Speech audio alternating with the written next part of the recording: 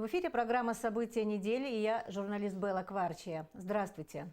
На очередном заседании сессии парламента, которое состоялось 25 июня во вторник, народные избранники рассмотрели более 10 вопросов повестки дня. Парламентарии увеличили общие объемы доходов и расходов республиканского бюджета, утвердили кандидатуры судей в суды разных инстанций и наделили судебных исполнителей дополнительными полномочиями. Республиканский бюджет на 2019 год составит 8 миллиардов 111 миллионов рублей, по расходам 8 миллиардов 932 миллиона рублей.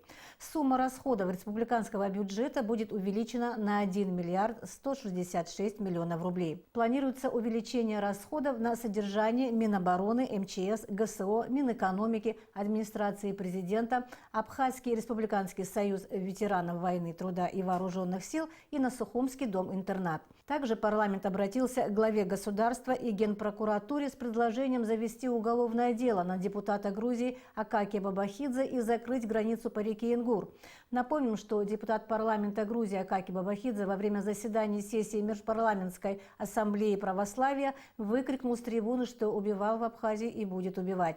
Озвучил предложение депутат Дмитрий Дбар. Его предложение было поддержано. 27 июня Служба государственной безопасности Абхазии ввела временное ограничение на пересечение госграницы с Грузией из-за массовых протестов и акций провокационного характера, затрагивающие государственность Республики Абхазия. В СГБ проинформировали о том, что ограничен въезд иностранных граждан с территории Грузии и выезд граждан Республики Абхазия на территорию Грузии. 28 июня президент Рауль Хаджимба провел совещание Совета безопасности по вопросам территориальной обороны, проинформировала пресс-секретарь главы государства Наала Авицба. В ходе заседания министерством и ведомством были поставлены задачи по вопросам территориальной обороны, определены силы и средства для решения поставленных задач, в том числе по готовности важных государственных и военных объектов к ведению территориальной обороны и командно-штабных пунктов. Республиканская политическая партия «Форум народного единства Абхазии» выступила с заявлением в связи с провокационными акциями в Грузии. В заявлении, в частности, говорится: провокационные акции в Тбилиси, вызвавшие новый накал политических страстей, убедили нас в том, что враг не дремлет, и преждевременные упования некоторых наших соплеменников на милосердие и гуманность тех, кто еще вчера готов был положить 100 тысяч грузин, чтобы стереть с лица земли весь абхазский этнос.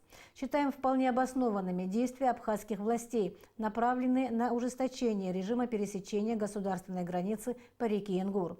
Партия ФНА считает, что каких бы различных взглядов и точек зрения на существующие внутри Абхазии проблемы не придерживались партии и общественные организации, консолидирующим фактором для них может стать отношение к непростой внешнеполитической ситуации.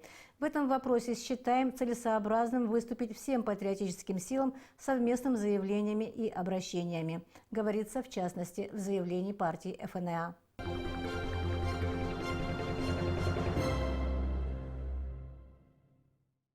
26 июня в Центральной избирательной комиссии Абхазии началась регистрация инициативных групп и партий по выдвижению кандидатов в президенты Республики Абхазия. Регистрация инициативных групп и партий продлится до 15 июля. Выборы президента пройдут 25 августа. Первыми, кто зарегистрировал инициативную группу по выдвижению депутата парламента Алмаса Джапуа кандидатом в президенты на выборах главы государства, стали представители общественной организации «Общее дело». Кроме того, в течение дня была также зарегистрирована республиканская политическая партия «Акзаара», которая выдвигает кандидатом в президенты своего руководителя Леонида Дзяпшба. Как отметил председатель ЦИК Абхазии Тамас Гогия, Центральная избирательная комиссия готова к выполнению всех мероприятий для организованного проведения выборов. В соответствии с принятым календарным планом, дата регистрации инициативной группы политических партий начинается с сегодняшнего 26 июня по 15 июля. Процесс начался. Центральная избирательная комиссия к данному процессу готова полностью. Рабочий режим времени до 6 установлен, но с момента начала регистрации ЦИК, сам аппарат может работать в неограниченном таком режиме. Мы в случае необходимости задерживаемся и допоздна. Еще одна инициативная группа по выдвижению общественного деятеля Астамура Какалия кандидатом в президенты на выборах главы государства зарегистрирована Центральной избирательной комиссией 27 июня. 28 июня в Центральной избирательной комиссии состоялся брифинг, на котором председатель Томас Гогия рассказал о работе ЦИК. Журналистам также были показаны новые избирательные урны, которые представляют собой сборно-разборные конструкции, выполненные из пластика и металла. Новые урны отличаются более высоким качеством. Всего таких урн приобретено 160 комплектов. 28 июня в Центральной избирательной комиссии зарегистрированы еще две инициативные группы по выдвижению Астамура Тарба и Астамура Отерба кандидатами в президенты на выборах главы государства. Таким образом, на сегодняшний день зарегистрированы 4 инициативные группы и 1 политическая партия по выдвижению кандидатов в президенты. Согласно закону Республики Абхазия о выборах президента, теперь инициативные группы должны предоставить в ЦИК необходимые документы, после изучения которых членами избирательной комиссии и будет приниматься решение о регистрации самих кандидатов в президенты. На сегодняшний день зарегистрировано, я могу озвучить вам, это по выдвижению, значит, кандидата в президенты Джопу Алмаса Сирьяновича, а также в тот же день, 26-го, это политическая партия Акзара зарегистрировалась. 27 июня 19 Центральной избирательной комиссии зарегистрирована инициативная группа по выдвижению кандидата в президенты Какалия Астамура Валерьевича. 28-го, то есть сегодня, в Центральной избирательной комиссии зарегистрирована инициативная группа по выдвижению кандидата в президенты Тарба Астамура Борисовича. И вот прямо сейчас идет процесс регистрации очередной инициативной группы. Работаем, значит, вы знаете, период регистрации продолжается с 26 по 15 июля. Вот период регистрации инициативных групп. Вот с этого момента каждая из инициативных групп, значит, регистрацию уже непосредственно кандидатов мы завершаем. Регистрацию это за 30 дней до дня голосования. За 30 дней, то есть 25 июля мы должны завершить регистрацию непосредственно уже выдвинутых кандидатов.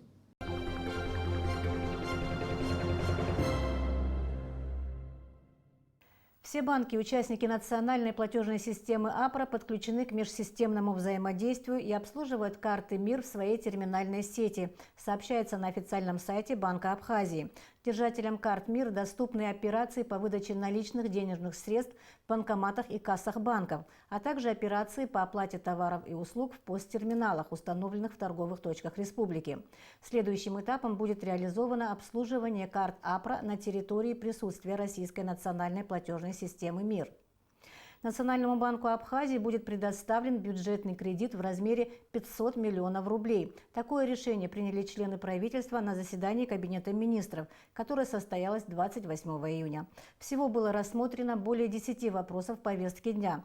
Среди них о создании рабочей группы по подготовке проекта закона в сфере нормативно-правового регулирования, возведения на территории Республики Абхазия памятных знаков, положение по подготовке проекта государственной целевой программы по развитию государственного языка, а также проекты постановлений о порядке использования средств резервного фонда местных органов госуправления, который создан для финансирования непредвиденных расходов, связанных с ликвидацией последствий стихийных бедствий и других чрезвычайных ситуаций.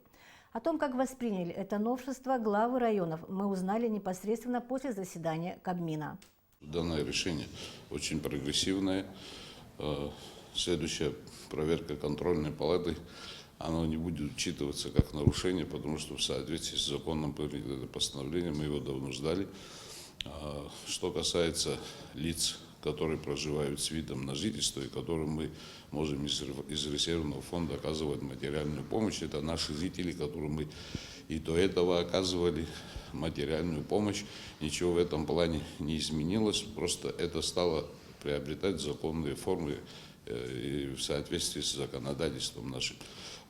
Жителей с видом на жительство в нашем районе на сегодняшний день, получивших вид на жительство, более 7 тысяч,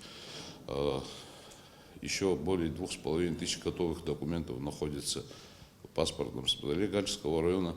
Мы ожидаем, что по окончании документации в конце года и в первом-втором квартале следующего года таких лиц может быть более 16-17 тысяч, потому что 98% проживающих на территории Гальского района это граждане иностранного государства.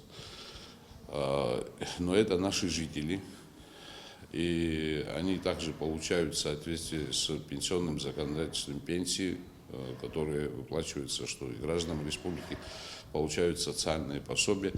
И это, в общем, ложится в политику интеграции жителей восточных районов в общеабхазское экономическое политическое пространство, потому что мы не оказываем им социальную поддержку, говорит об их интеграции не приходится. Грузия тоже в свою очередь борется за каждого человека.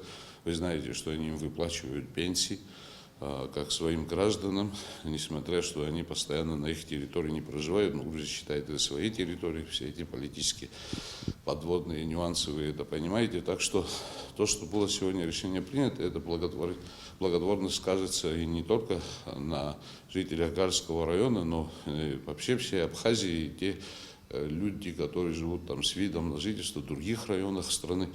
Также мы можем законно в случае необходимости оказывать им финансовую помощь. Но я вам хочу сказать, что, к сожалению, сам размер этой помощи у нас очень незначителен.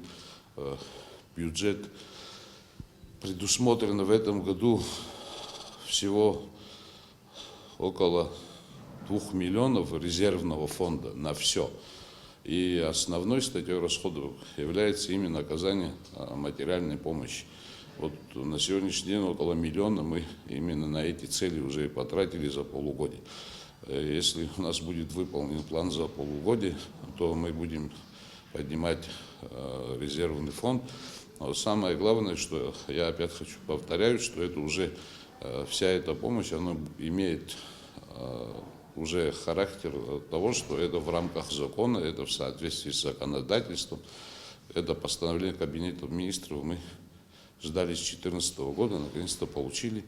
И теперь в случае проверок прокуратуры или других контролирующих органов это будет не записано нам в нарушение. Это нас радует. В основном все категории расходов, которые мы ведем по резервному фонду, они там предусмотрены. Была хорошая подготовка, с проектом этого постановления к нам обращались.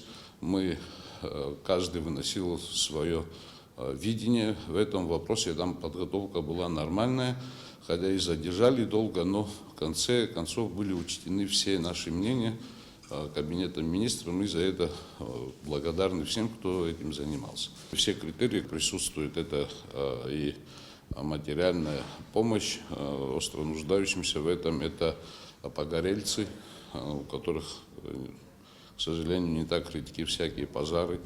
Это люди, которые болеют, имеют там 3-4 степень раковых заболеваний и так далее, инвалиды, многодетные семьи, которые нуждаются в этой помощи. Это все люди, которые проживают у нас.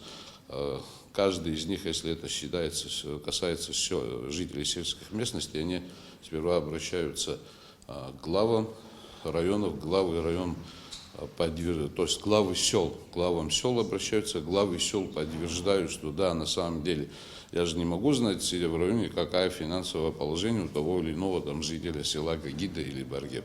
За это идет процедура, что они обращаются сперва, если глава администрации ходатайствует села перед главой района, что да, на самом деле такая вот, то мы выделяем. Если это касается каких-то крупных сумм, то мы обращаемся к районному собранию с просьбой утвердить эту сумму. Но крупная сумма у нас была самая большая, помощь 60 тысяч. В общем, мы выделяем 3 тысячи на покупку лекарств, там 4-5 тысяч. Средняя цифра где-то до 10 тысяч рублей. Это не такие, но реально мы зато это та вот как бы конкретная помощь, которую мы можем оказать, и люди нам очень часто благодарны. Даже за те небольшие суммы, которые им выдаем, потому что когда нечем купить лекарства детям, такая помощь очень, естественно, поддержка для них. Мы потом также стараемся не выдавать эту помощь одному и тому же человеку больше одного раза в год. То есть мы это все вещи регулировали, но у нас не хватало вот это вот в соответствии с законом о бюджетном регулировании, вот этого решения Кабинета министров, которое всю эту нашу деятельность теперь легализует и не считается нарушением потому что уже есть положение о расходовании резервного фонда главы администрации всех районов. На сегодняшнем заседании Кабинета министров утвержден порядок использования средств резервного фонда местных органов государственного управления. В него вошли 8 пунктов. В принципе, мы и придерживались этому порядку. Единственное, сейчас добавилось оказание материальной помощи нуждающимся. Этот порядок был согласован заранее с нами, мы, в принципе, были с этим согласны, и сегодня этот порядок утвержден. Что касается Творчалского района, у нас на расходование именно по этой статье заложено всего лишь 2,5 миллиона. Это небольшие средства, которые мы направляем и на ликвидацию стихийных бедствий, каких-то непредвиденных ситуаций. В целом мы согласны с этим порядком и будем работать теперь уже на, можно сказать, на законном основании. Если какие-то проверяющие органы будут, естественно, смотреть за расходованием этих средств, то у нас уже есть основания, на которые мы опираемся. В Гальском, Творчалском и некоторых селах Ачимчирского района, как вам известно, проживают люди, коренные жители этих сел с грузинским гражданством, которым сегодня выдается вид на жительство. В связи с тем, что они коренные жители, и бывает, что они тоже к нам обращаются за материальной помощью, мы главы администрации 3 районов, мы попросили, чтобы нам разрешили оказывать помощь этой категории людей, то есть с видом на жительство. Много у вас таких случаев было? Нет, это единичные случаи. Мало кто обращается из сел за материальной помощью, но случаи есть, конечно.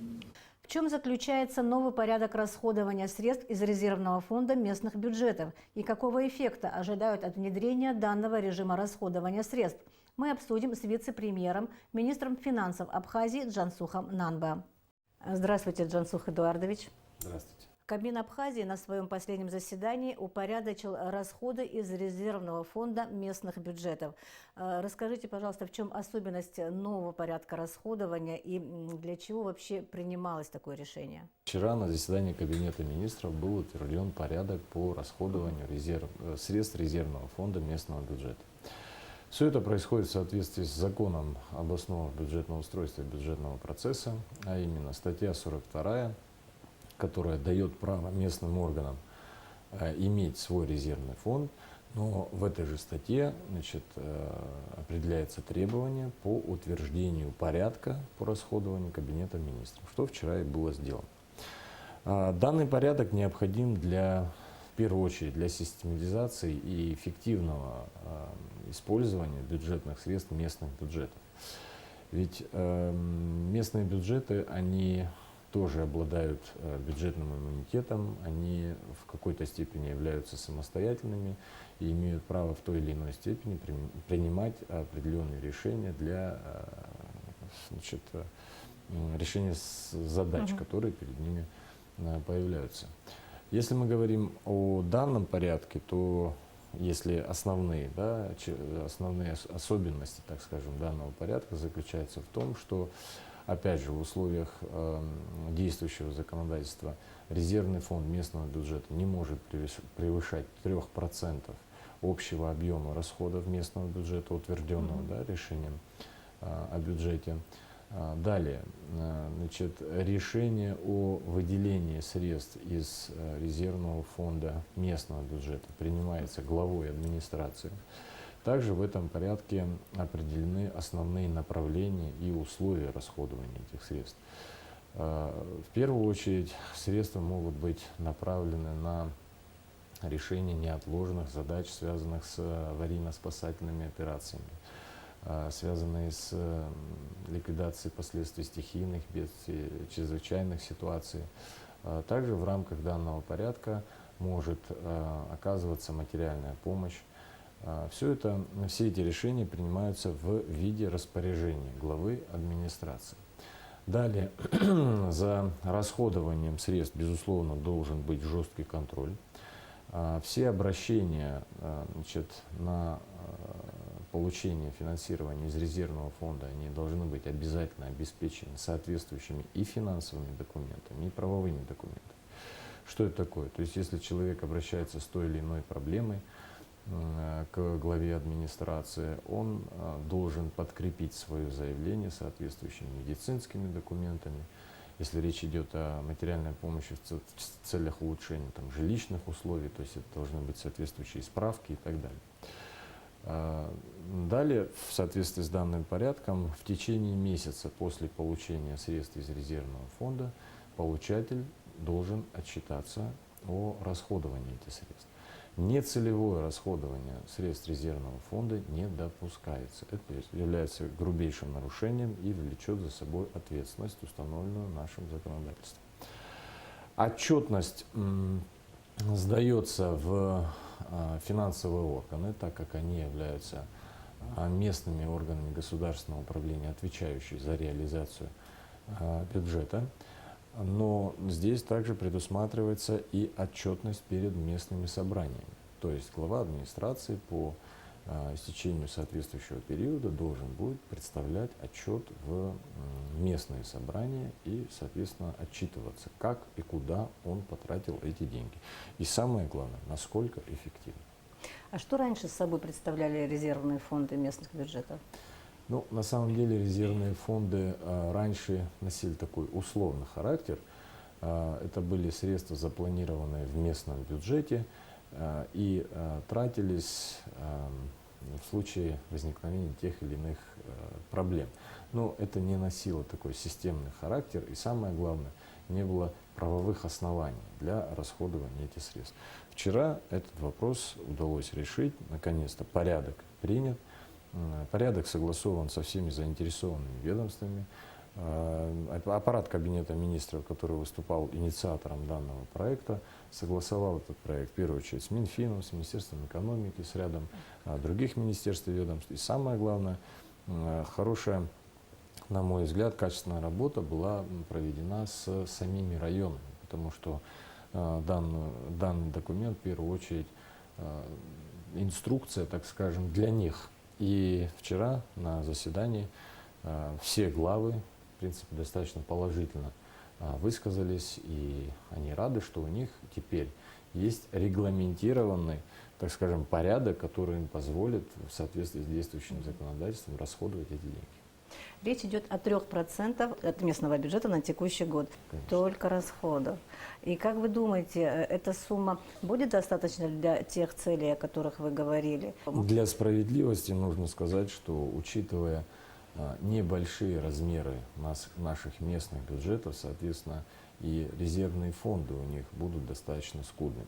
Но в любом случае, пусть это будет 2 миллиона, 3 миллиона, для определенного района это тоже достаточно хорошие деньги для решения экстренно возникающих проблем и задач. Резервный фонд, он ограничен. Он не может превысить 3% от общего объема расходов местного бюджета. О чем идет речь? Вы знаете, что бюджетная система, она работает в соответствии с принятыми решениями о бюджетах, если говорить о местном уровне. Да? Каждый год принимается бюджет, по которому живет и существует тот или иной район. В этом бюджете предусмотрена доходная часть и расходная часть. И резервный фонд местного бюджета не может превысить 3% от общего объема расходов. Вы как-то общались с главами районов, там, с представителями там, местных властей об этом нововведении, скажем так, да, который принял закон о упорядочении расходов из резервного фонда местного бюджета. Каковы были их оценки, как они восприняли? То есть они сразу положительно восприняли или подумали, как это отразится на, на эффективности расходования средств в районе? В целом идея была принята достаточно положительно, потому что появляется документ, в рамках которого можно работать, и потом у контролирующих органов не будет возникать вопросов, был ли осуществлен тот или иной расход правомерно или неправомерно. Да, безусловно, были ряд предложений от глав администрации, так как они находятся на местах, и проблемы, с которыми сталкиваются они в районах, им лучше видны и известны, да, чем центральным органам, скажем так, государственного управления. Ряд предложений глав администрации были приняты. Это, допустим, 8-й пункт, который гласит, что средства могут направляться на оказание единовременной материальной помощи гражданам Республики Абхазия, прописанным на соответствующей административной территориальной единице. Отличие, если сравнивать с порядком расходования резервного фонда Кабинета министров правительства, тот порядок не предусматривает возможности оказания материальной помощи гражданам. То есть в данном случае у глав администрации будет возможность, безусловно, в случае, если помощь реально требуется и человек нуждается в этой помощи, оказывать ее не только гражданам, но и людям, прописанным на соответствующей территории. То есть это люди, которые обладают видом на жительство. Важное замечание то, что, оказывается, материальную помощь можно получить только из местного, но не республиканского бюджета. В рамках данного порядка, да. Как вы думаете, вот если вы оцениваете как человек-прагматик, да, человек, который имеет дело с финансами, насколько вот этот новый порядок способен, скажем так, оградить от недобросовестного или неэффективного расходования средств из резервного фонда местных бюджетов? Ну, стопроцентного, так скажем, то есть это не панацея, да? Всегда существует человеческий фактор. Но в случае, когда отсутствуют какие-либо нормы, которым нужно следовать и в рамках которых действовать, как говорится, иногда по незнанию и главы районов, и специалисты, которые занимаются этим, могут допустить, даже не осознавая того, грубые нарушения бюджетного законодательства. А в данном случае, учитывая, что порядок предусматривает и процедуру выдачи, и направление условий выдачи, и процесс, по которому должны отчитываться получатели средств, мы можем с уверенностью сказать, что эффективность расходования средств из местных фондов, она в разы повысится. Спасибо. Я чуть-чуть хочу поменять тему. Почему чуть-чуть? Потому что все равно она будет касаться денег. В частности, заработной платы для бюджетников. У нас были жалобы, люди не получали зарплаты в том же Гудаутском районе, бюджетники, учителя. Вот почему сложилась такая ситуация, могли бы вы объяснить? Совершенно верно. Вы заметили, в текущем финансовом году, в прошлом месяце, были зафиксированы факты возникновения задолженности у местных бюджетов. Это у нас Гагарский район и Гудаутский район по выдаче заработной платы бюджетникам. В целях решения сложившейся ситуации было созвано совещание экстренного президента, на котором присутствовали все заинтересованные руководители. Было принято решение о, так скажем, дополнительном финансировании данных районов в целях погашения возникшей задолженности. Хотел бы обратить внимание, что по республиканскому бюджету задолженности по заработной плате в текущем году у нас не возникало. Всю зарплату в полном объеме в установленные сроки мы выплачиваем. Но та ситуация, о которой мы с вами сейчас говорим, она тоже была оперативно, значит, рассмотрена и решена. И Гудаутский район, и Гагарский район оперативно получили дополнительное финансирование с опережением немного в рамках дотации, которая у них была запланирована в республиканском бюджете, которая им позволила вот в этот период, так скажем, сложный, выйти из сложившейся ситуации. Если говорить о причинах, то причина здесь одна – это недопоступление собственных средств в местные бюджеты.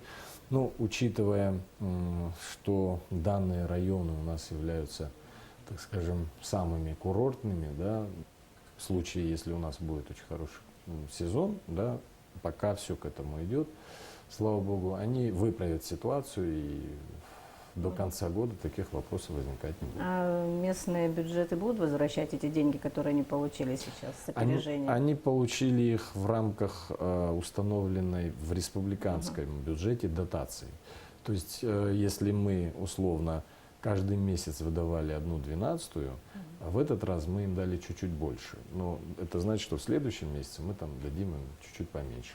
И сейчас, вы знаете, у нас июль месяц, это пора, значит, отпусков для учителей, и нагрузка по заработной оплате сейчас чуть-чуть возрастает, как по республиканскому бюджету, так и по местным бюджетам. Но все это у нас заранее планируется, и в этом месяце, безусловно, дотации будут больше, чем, так скажем, в остальных месяцах текущего финансового года. Люди уже получили зарплаты, которые были задержаны? Да. Я благодарю вас, что пришли к нам в студию, ответили на наши вопросы. Удачи вам в работе. Спасибо. От вас много что зависит. Всего вам доброго. До свидания. Спасибо. Спасибо. До свидания.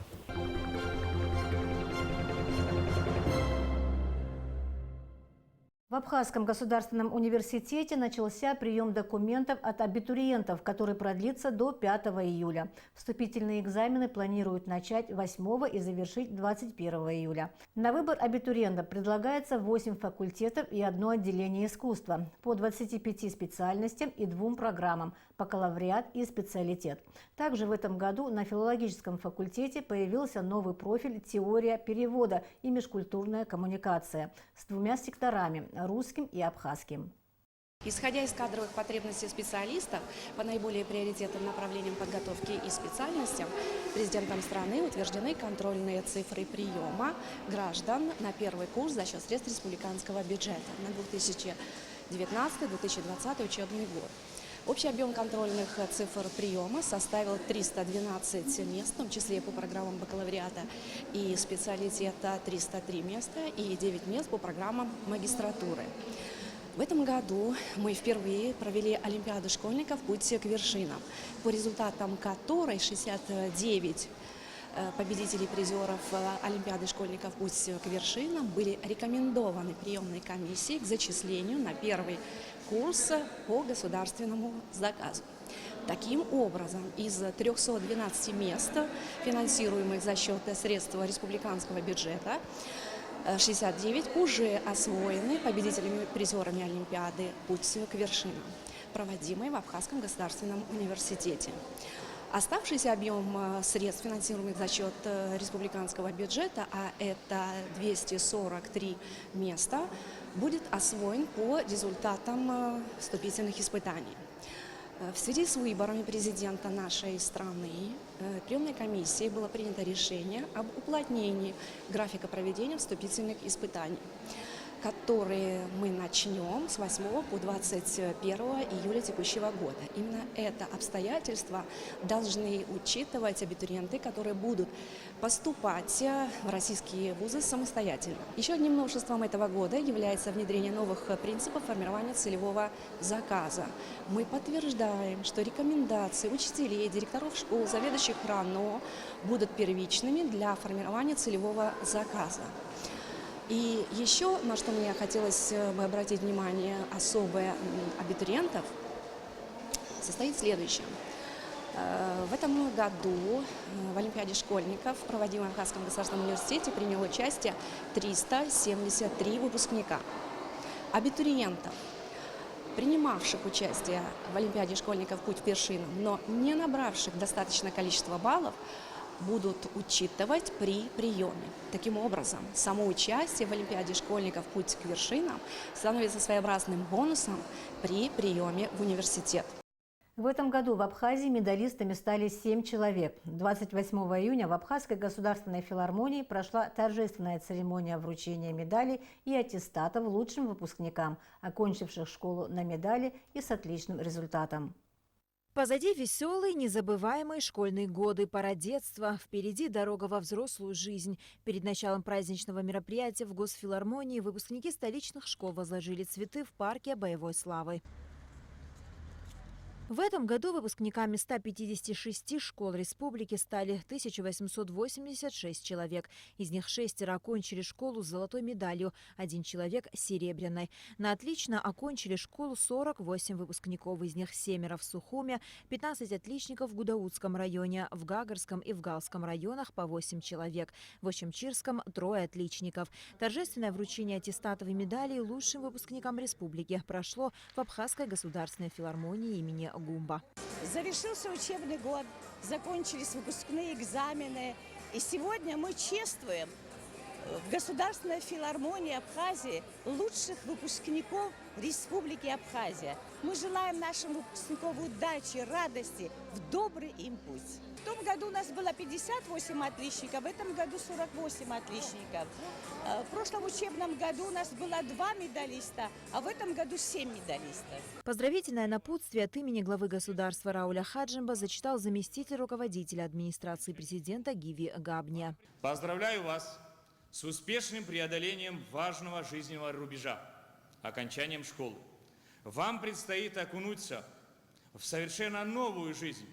Вас ждут ваши первые самостоятельные решения и ответственные поступки. Сегодня вы полны сил и больших планов на будущее. На вас возложены большие надежды, ведь именно вам вершить будущее нашей страны. Несомненно одно – гарантом успешного развития нашего государства станет полученное вами достойное образование. Главное не останавливаться на достигнутом. Пусть выбранная вами профессия будет любимым делом и приносит вам настоящее удовольствие и большую пользу всему нашему обществу.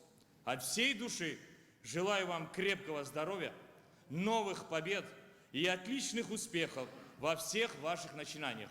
Президент Республики Абхазия Рауль Хаджимба. По словам замминистра образования и науки, более 100 выпускников школ Абхазии уже поступили в различные вузы Российской Федерации. А для тех, кто собирается поступить в АГУ и в средние специальные учебные заведения, экзамены начнутся 8 июля. На Алакове Тамас Чиковани, Абхазское телевидение. На этом наша программа подошла к концу. Я желаю вам всего доброго и до встречи в эфире.